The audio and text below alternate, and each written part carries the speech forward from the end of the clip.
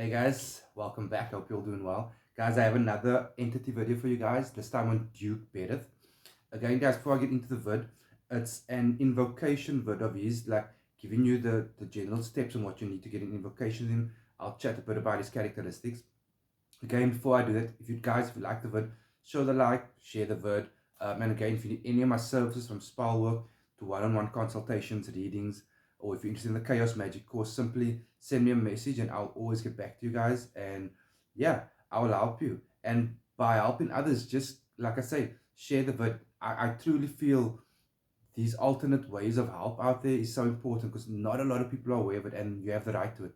So, okay, Duke Berith, let's chat about his initial invocation first. You're going to need 2 candles. If you want to, you can go double on them. For someone like him, I actually suggested, especially for your initial invocation. So it's 1 yellow, 1 black candle, or 2 of each, right? And then place them in like pairs of 2 if you do. Um, each candle should have his name inscribed in it, embalmed with sandalwood oil. You're going to need an A4 page, parchment page. On top will be his incantation. It's Hoath, Rida, Ganabal, Berith. Hoath, Rida, Ganabal, Berith. Which should come out in a very bellowing tone. You should definitely feel a vibration in your chest when calling this one out. And at least, I'd say 8 to 12 times minimum, call out the incantation before the rest of the words follow. So under this incantation, okay, you will have his hand-drawn sigil, which is this. Again, guys, please not this size on the petition.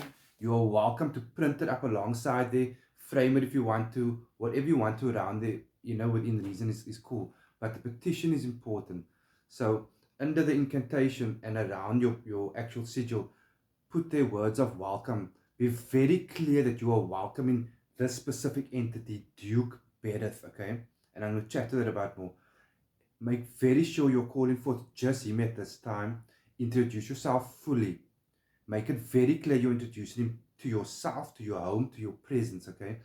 And then if you want to, put key points of desires that you have to experience it, but don't ask for anything really, and definitely don't demand for anything. It's an welcoming and calling forth of entity, an evocation, an introduction. And from there, you guys can take it to all other levels, okay? But for an experience, just stick to the initial invocation part. It's very important.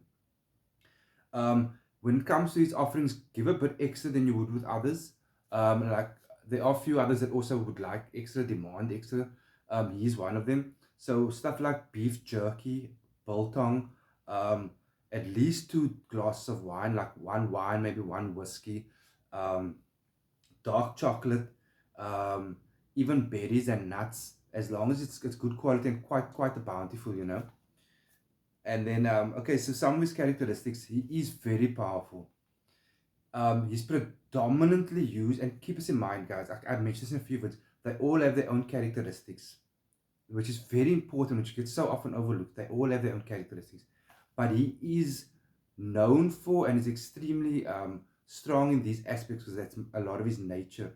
So he's good for when it comes for baneful magic, um, battles for in your favor, revenge magic, revenge spells, curses, attacks, protection for those who takes under his arm as such.